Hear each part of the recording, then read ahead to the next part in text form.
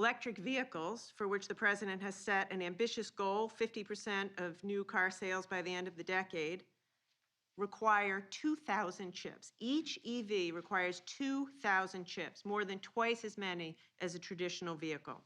So that's why today's announcement from Intel is so exciting. Semiconductors produced right here in America will allow us to shore up our supply chains, bring down cost, keep manufacturing facilities up and running, and create American jobs.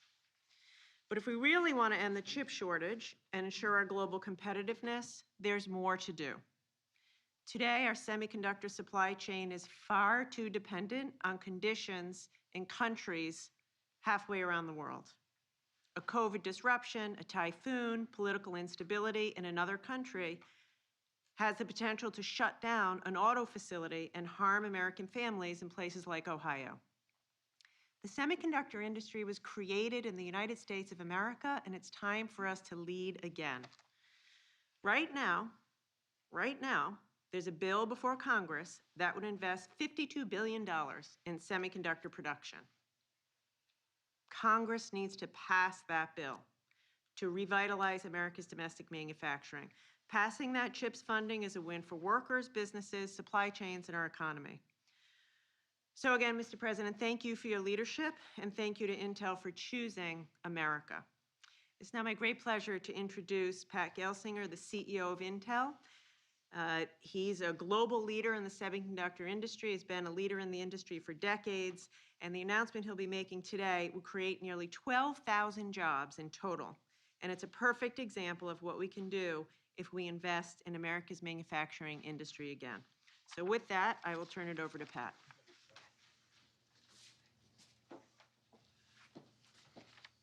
Thank you, Secretary Raimondo. Thank you, President. Thank you for my best Ohio friends and the senators. And we look forward to being welcomed into Ohio. I am thrilled to be at the White House today. Such an exciting occasion, historic day for Intel and the global semiconductor industry. And for a farm boy from Pennsylvania, I thought I'd never be here. Today, Intel is announcing plans for an initial investment of more than $20 billion to build 2 new leading-edge fabs in Ohio. I would be remiss not to thank Governor DeWine and his team in Ohio for their fantastic partnership, and I look forward to commemorating this special day together at our event in Licking County, Ohio, later today. This will be our first new manufacturing site in 40 years. And spanning nearly 1,000 acres will be a mega fab location that can accommodate a total of 8 chip factories, or fabs as we call them. What we're announcing today is the first 2, but we hope to build out that full campus. This initial investment is $20 billion, the single largest private sector investment in Ohio history, and we plan to continue to grow this presence. You know, at full build out, this site alone could grow to as much as $100 billion of total investment over the decade. This impact of a mega site like this is simply profound. A semiconductor factory is not like other factories. It's more like a small city supporting a vibrant community of services, suppliers, and ancillary businesses. You can think about this as a magnet for the entire tech industry. And all of this is creating new jobs.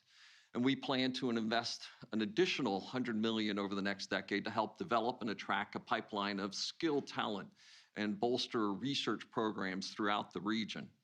Intel's investments will help meet the unprecedented demand for advanced semiconductors, or chips as they are called. As every consumer in America now knows, we've seen disruptions in our supply chain globally. Many products are in back order, and Christmas trees were not nearly as full this year simply because the industry does not have enough chips. Our lives depend on them. And ponder for a moment, what portion of your life is not becoming more digital? Our dependence, the criticality of semiconductors, the brains that are powering critical industries, education, business, medicine, work from home, learn from home, care from home, infrastructure, national security. All of these depend on chips. But as Secretary Raimondo said, most semiconductors today are sourced overseas. As a country, we cannot rely solely on imports for such essential technology. And the only way to address this economic and security risk is to increase our domestic semiconductor manufacturing capacity. That's why last year I announced a historic investment to expand our operations in Arizona and Mexico. And as the company who put silicon into Silicon Valley, and the company that is now the catalyst for the Silicon Heartland, Intel is committed to restoring end-to-end leadership, innovation, and manufacturing here in the US. We are doing our part, but we can't do it alone. The federal government has shown strong bipartisan support for growing this strategic industry. And I'd like to thank President Biden, Secretary Raimondo, and everybody involved in this supporting the semiconductor industry. And I would also like to thank Senator Schumer, Cornyn, and Representatives Matsui and McCall for sponsoring the Chips for America Act. But as Secretary Raimondo said, now Congress needs to finish the job. Our announcement today is motivated by the CHIPS Act. We're putting our chips on the table, as I like to say. We are getting started, but this project will be bigger and faster with the CHIPS Act. The CHIPS Act will help address the long-term impacts of the semiconductor shortage, global supply chain challenges, and associated rising costs faced by American families today. It will also ensure America maintains its leadership role in semiconductor manufacturing and R&D. We welcome the opportunity to work with President Biden, federal and state governments, to transform the turmoil of this time into a recovery that creates world-changing technology to improve the life of every person on the planet. I thank you, and it's now my honor, my pleasure, and something a farm kid from Pennsylvania would have never imagined, that I get to introduce the President of the United States. Mr. President. Thank you.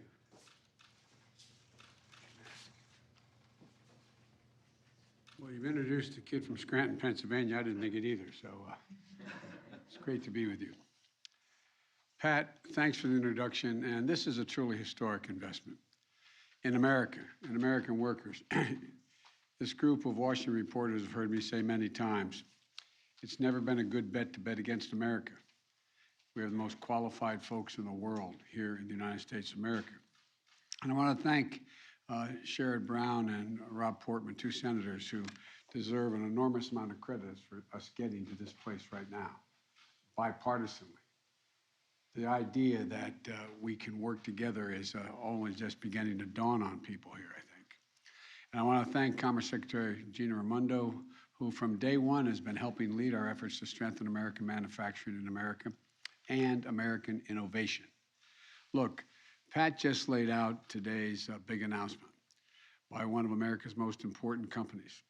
This historic investment for Ohio, one of the largest investments in semiconductor manufacturing in American history.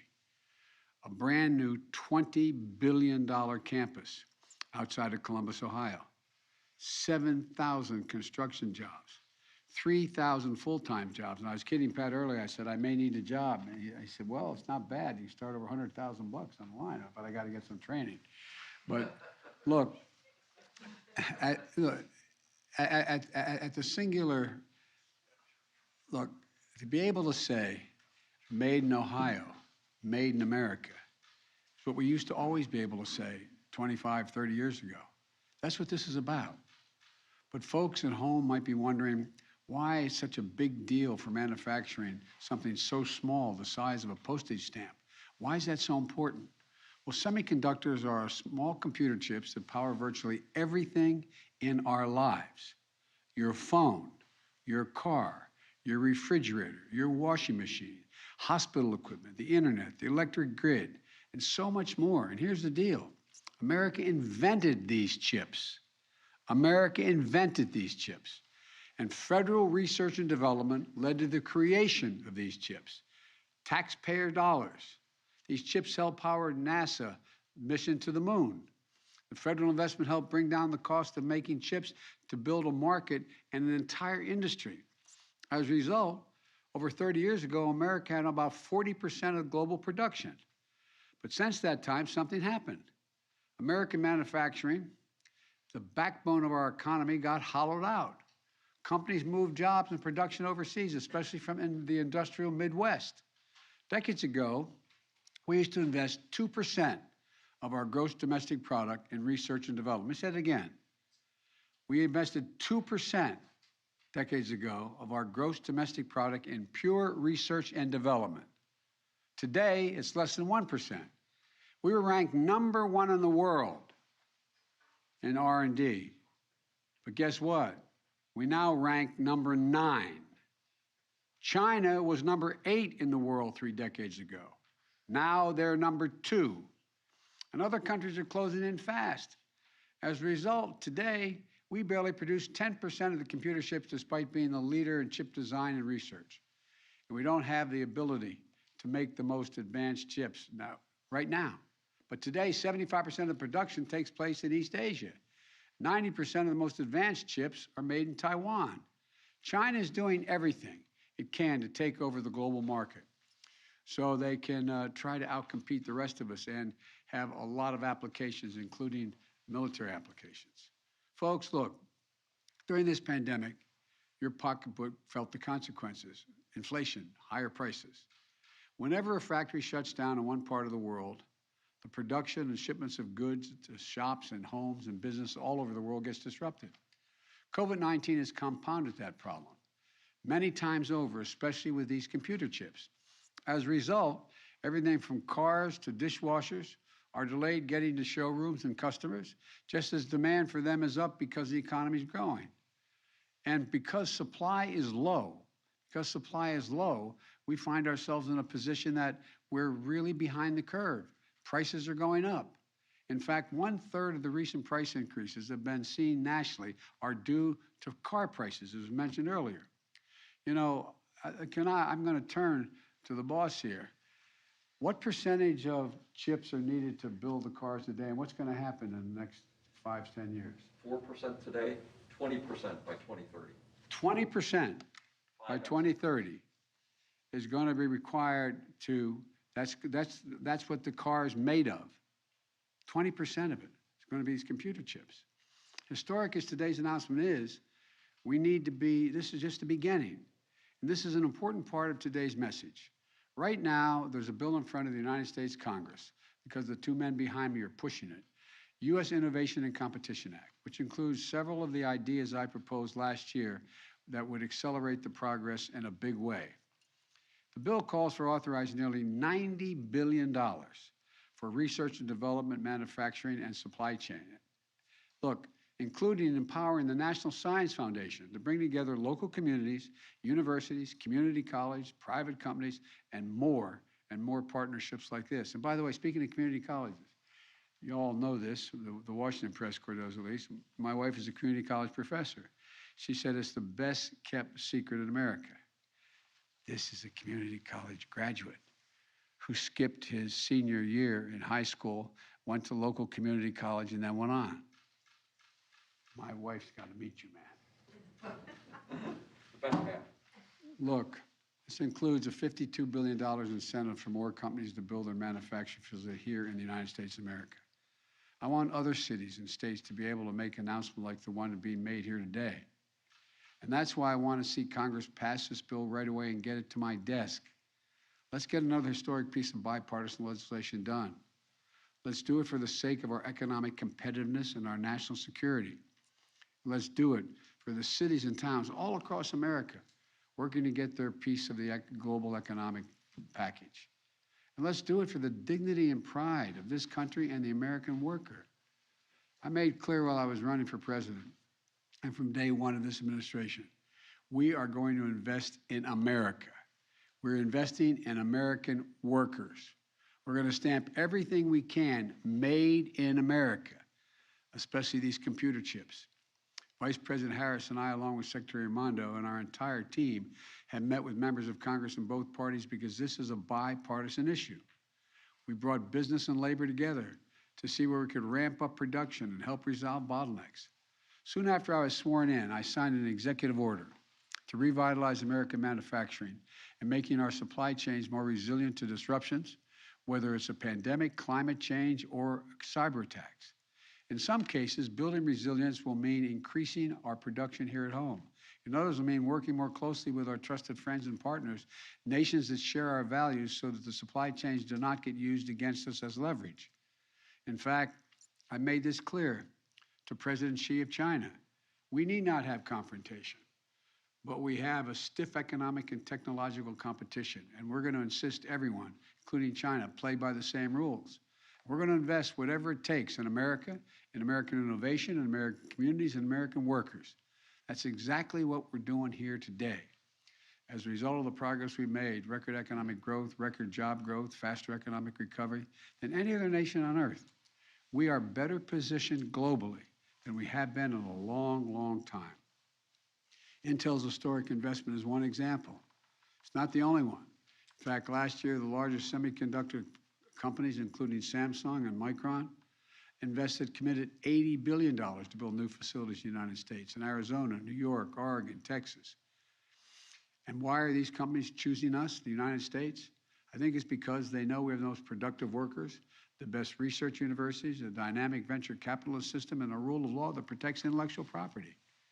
I think we're better positioned than any nation to seize these opportunities. But we have to keep it going. And I think our best days are ahead of us. Last year, we took a big step toward that front with the bipartisan infrastructure law. And I want to thank Senator Brown and Senator Portman for their hard work in getting that done. That law is going to upgrade everything from roads, bridges, ports, airports, railroads, transit, to make our economy move faster and reduce prices for families. This is going to create better jobs for millions of Americans all over the country, rural, urban, suburban. And it means America is the most attractive place for companies like Intel to invest and make their products. Because of the law, this year, for the first time in 2 decades, our infrastructure investment will grow faster than China's, for the first time in decades. This is a game changer. Now we have to build on that progress, and that's what this today is about. It includes Congress acting on our competition bill, which I mentioned earlier, and my administration is going to keep using all the tools we have to reshore our supply chains, strengthen our economic resilience, and make more in America.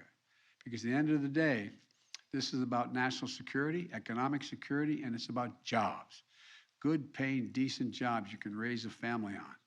Jobs now, jobs for the future. Jobs in every part of the country, jobs that bring the industrial Midwest back.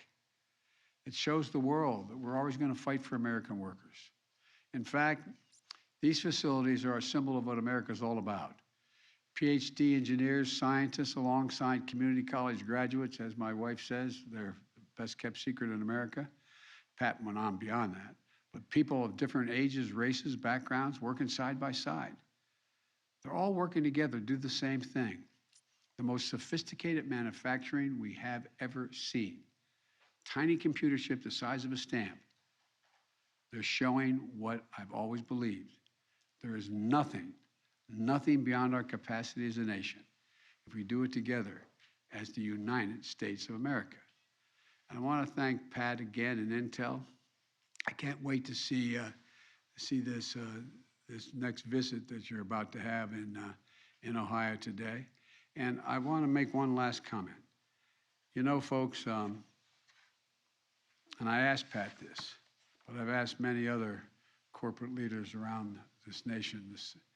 When the United States of America, when the government makes a decision to invest considerable amounts of resources in a new industry or in an area that we need to build up, that encourages business to say, they're doing it. This is going to happen. I'll get in too. I asked Pat whether that was part of the judgment. Am I misleading? Am I misstating it all? And it is, but I just want everybody to understand. When, I'm sure there were people who looked at both my colleagues who helped lead the fight in this CHIPS Act we're trying to pass. Are you going to spend all that money? That money attracts money. It attracts investment. It demonstrates we're all in.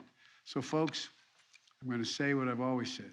There's not a damn thing this country can't do. Not a single thing we can't do. You've heard me say it before, and I'm going to say it again. I spent about an hour and a half today with the Japanese Prime Minister on a virtual meeting with our staffs. And I told him about when President Xi asked me, can I define America when I was in China with him? I said, yeah, one word, possibilities, possibilities.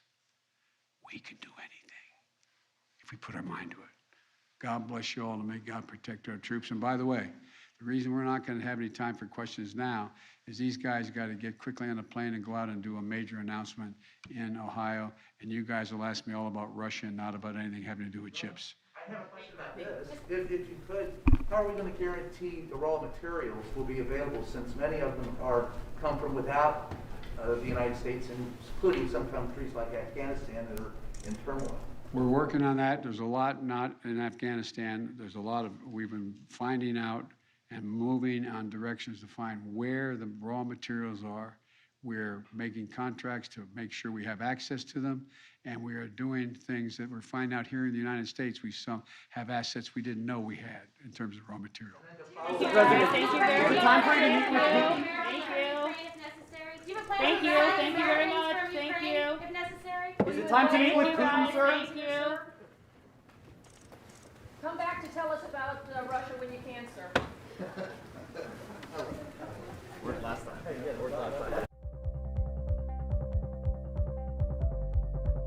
I'm Nora O'Donnell in our nation's capital.